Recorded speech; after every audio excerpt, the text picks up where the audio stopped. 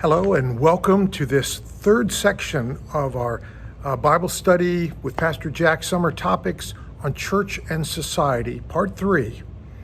We'll finish up this section, and so any other questions or topics that you'd like, let me know and I'll work them in, okay? Thank you. The relationship between religion and politics continues to be an important theme in our world today, even with the growing sense in the world that people have a right to freedom of conscience and on the need for some sort of separation between church and state. One reason that this is so important is that religions often make strong claims on people's allegiance. Universal religions make these claims on all people, rather than just on a particular community. For example, Islam has traditionally held that all people own obedience to Allah's will, and thus it's probably inevitable that religious commitments will sometimes come into conflict with the demands of politics. And of course, this is true not only with Islam, but that's certainly an example. Since the time of the Protestant Reformation, there's been a growing awareness of the need for some separation of church and state, at least in the West. Established churches have an official status, they have financial support by the state, and they also often lead to the persecution of other religions. The term establishment has to do with having an official state church. President Lincoln used to use Christian imagery to oppose slavery and justify the Civil War. It's not that Christianity was an established church, but it was such a civil religion that those images held great power within the community. Even today, there are efforts to encourage greater acceptance of certain religious groups or religious perspectives as opposed to others in a given society. The issue of prayer in public schools often means a Christian prayer and a Christian prayer of a certain sort, rather than just general prayers representing all sorts of different religions. Also, each year, at the end of the year, we hear this talk about a war on Christmas, that society's fighting against Christianity and trying to destroy Christmas, and that represents a certain religious perspective. Generally, more conservative groups tend to support some official or quasi-official role for a particular church in terms of societal life, whereas more liberal groups tend to oppose any hint at an established church. I know this is a little dry, but hopefully it's helpful background for this whole thing. The 17th century British philosopher John Locke warned of some of the dangers of an established church when he talked about the importance of religious tolerance. Said you can't coerce belief anyway, since it's a matter of an individual will. You can threaten someone, but you can't make them truly believe. That it's wrong to restrict religious practices as long as it does not interfere with the rights of others. And that's such an important balance. We see this in our country all the time. And allowing a wide range of religions actually makes it unlikely that any one of them will become predominant. Some religious groups advocate behaviors that are contrary to some of the values of the larger society. And so that can cause tension, even some persecutions.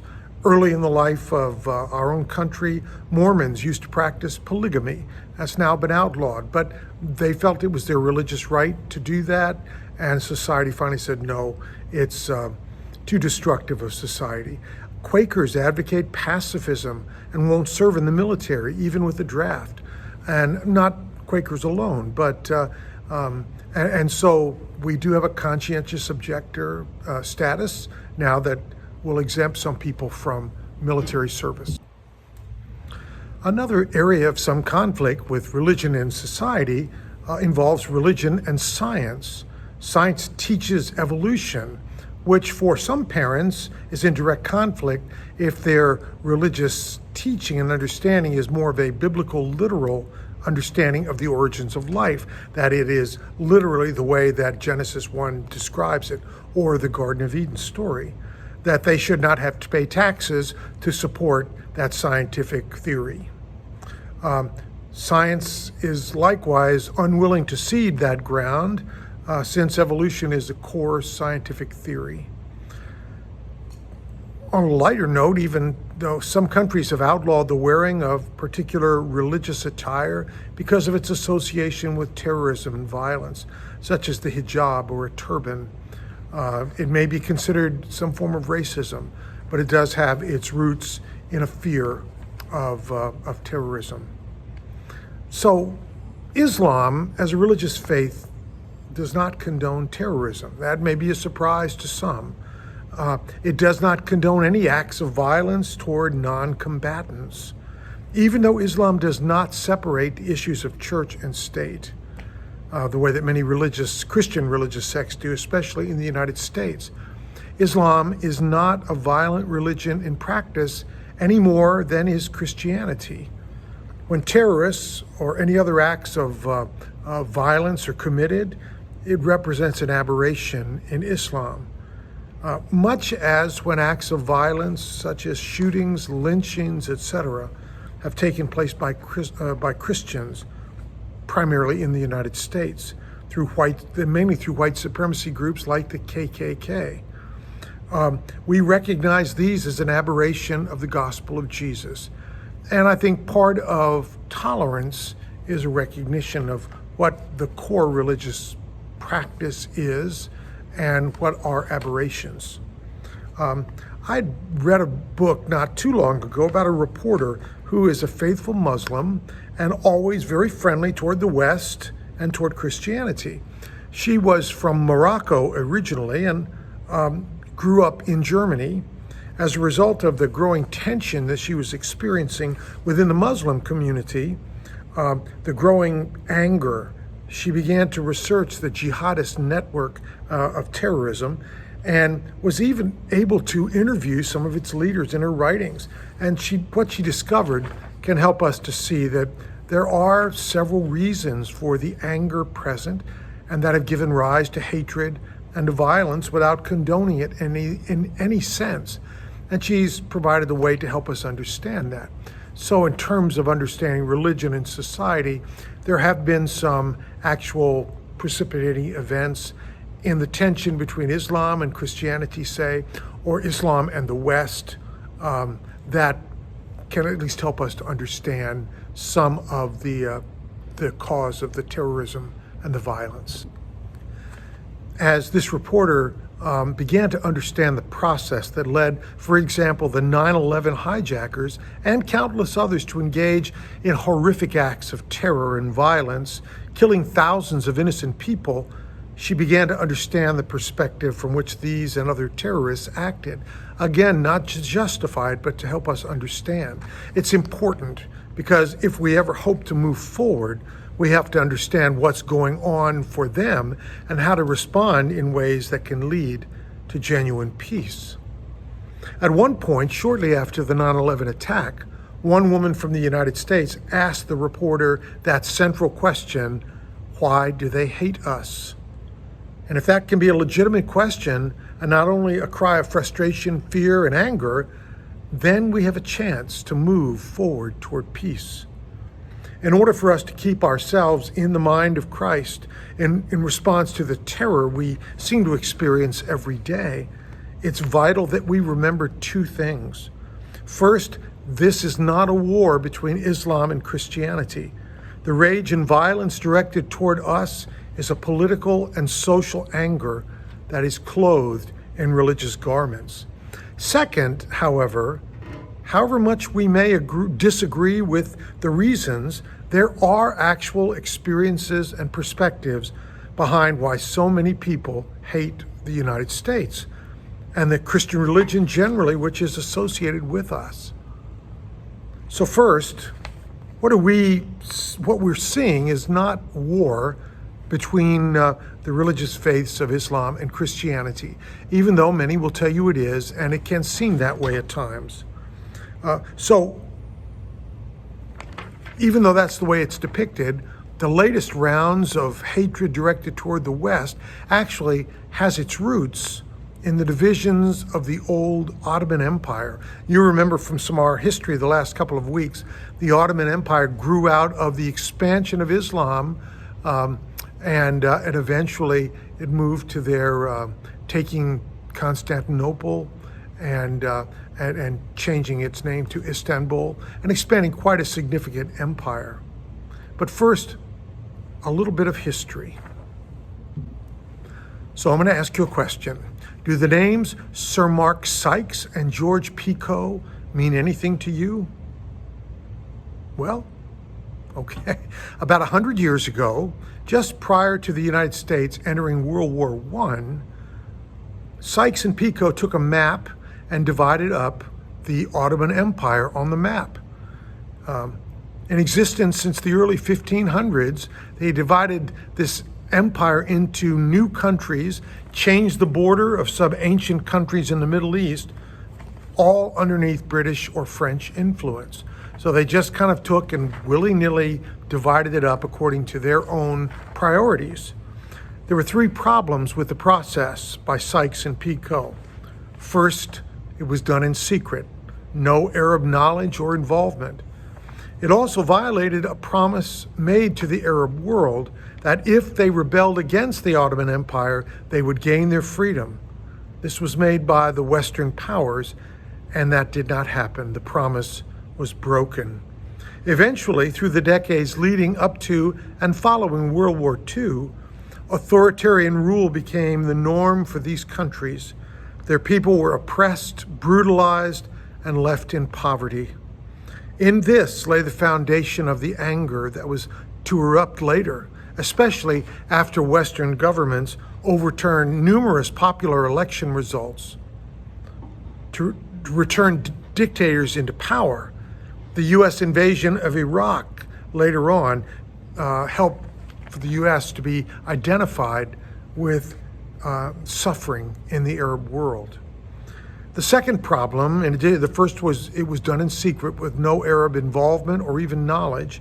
The second was that Sykes and Picot completely ignored traditional boundaries, divisions of ethnic and religious groups, and those boundaries and groups had worked to keep peace and relative stability for many years. Sykes and Picot tended to draw their boundaries just as straight lines rather than following long-established tribal boundaries. There was lots of friction between racial and ethnic groups suddenly thrust together, and these consequences were disastrous. Political resistance groups were rife with corruption. The Palestinian Liberation Organization, PLO. Eventually, Muslim revolutionary groups were seen as the only hope. Groups such as Al-Qaeda and then ISIS were seen by many as the way to throw off oppressive Western control. These groups that use terrorist tactics like beheadings and bombings, they've wielded great power and influence. Yet tragically, the poorest and most oppressed people are suffering even more now, caught between powerful foes. The third problem, the more conservative religious groups within Islam were not given a place in the new structure. There are reasons to understand why that would make sense, but it has proven to be disastrous. So they have reacted to being left out and even persecuted by becoming more radical, often resulting in violence and resorting to violence. This was made worse by great disparities of wealth and opportunity between upper middle class and the poverty of the vast majority of the population. Underlying all this is the immense contradictions within the Arab and Islamic world between nationalism and secularism, and on the other hand, what we might call Islamism. So how do we Western Christians respond to this, in many ways, ancient conflict between religion or religions and society? How do we respond? Our scriptures, both Old and New Testament, are filled with mixtures of answers to questions and challenges of life. They can comfort us, they can challenge us today as we face hatred, fear, and division in our world. We cannot condone terrorism regardless of the motivations. But we also cannot condone supporting oppressive governments so that we can exploit the region's resources like oil. This is such a problem. Our nation has done this, but the results have been catastrophic. As citizens, we need to support hard choices by our leaders to move the Middle East toward what will be good for all its people. So terribly difficult, at the same time so vitally important. For us, as Christians, we need to see the world with the eyes of God, to love even those we consider enemies with the love of Christ. This was a struggle for ancient Israelites who were caught up in their anger against, for example, the Babylonian captors. And so when the prophet challenged them, why do you spend your money for that which is not bread, what does not satisfy? To allow ourselves to get caught up in the same anger and hatred shown to us just promotes more hatred and more violence. We, like Israel, need to be a witness to all people. The truth is, our nation and the Christian church have not always done what Jesus would do. I'm sure this is not a surprise to any of you. We have allowed ourselves to be identified with national interests. Our witness to peace, human rights, and justice has too often promoted repression, exploitation, and resentment instead. We need to understand and to acknowledge the history that now stands in the way to peace. And we need to confess our part in it and resolve to do better and to follow through. Resolve to be more like Christ in our attitudes and our actions. May God bless you as you do the best you can to work for tolerance and understanding, and to work to be sure that our churches influence our government in the right ways toward those values of love and mercy, compassion, and real social justice, and not that our nation emphasizes and influences the church toward oppression, power over, and a type of patriotism that puts the state above our religious faith and above God. So I pray that you will continue to make this a priority in our lives. We see the importance of it now more than ever. May God bless you now and always.